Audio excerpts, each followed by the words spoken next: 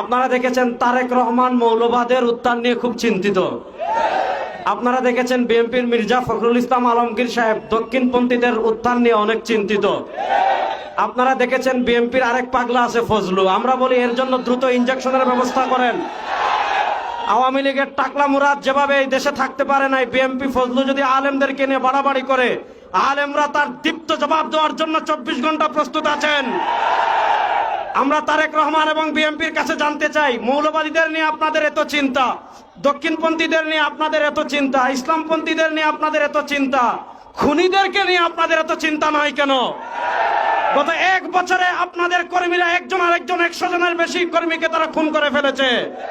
আমরা জানতে চাই, চাঁদাবাজদের নিয়ে আপনাদের এত চিন্তা নয় কেন? সুরদের নিয়ে আপনাদের এত চিন্তা নয় কেন? আপনাদের কর্মীরা বালু চুরি করে, সিলেটের পাথর চুরি করে। সুতরাং আপনারা মৌলবাদদের নিয়ে চিন্তা করতে হবে না, ইসলামী রাজনীতি নিয়ে চিন্তা করতে হবে না, চোর ডাকাত সন্ত্রাসদের নিয়ে চিন্তা করেন।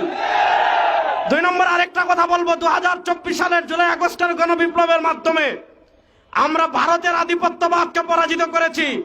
বাংলাদেশে যদি বাম রাজনীতির নামে কেউ ভারতের দালালি করে, সেই ভারতের দালালদের হাত ভেঙে দেওয়ার জন্য প্রস্তুত আছেন।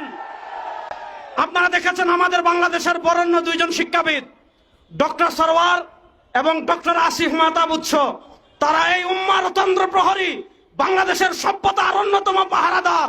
তাদেরকে বাংলাদেশের একটা কুলাঙ্গার তাদেরকে হত্যা করার হুমকি দিয়েছে।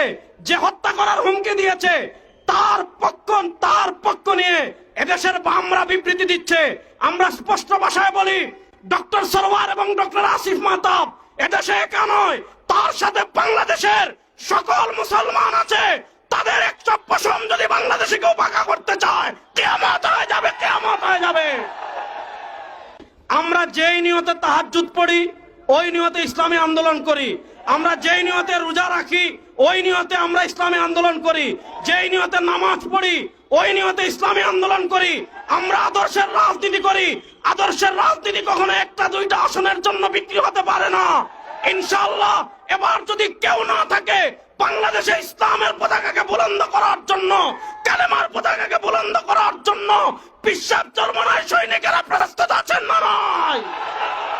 আবার আপনাদের সাথে দেখা হবে ইনশাআল্লাহ। আসসালামু আলাইকুম।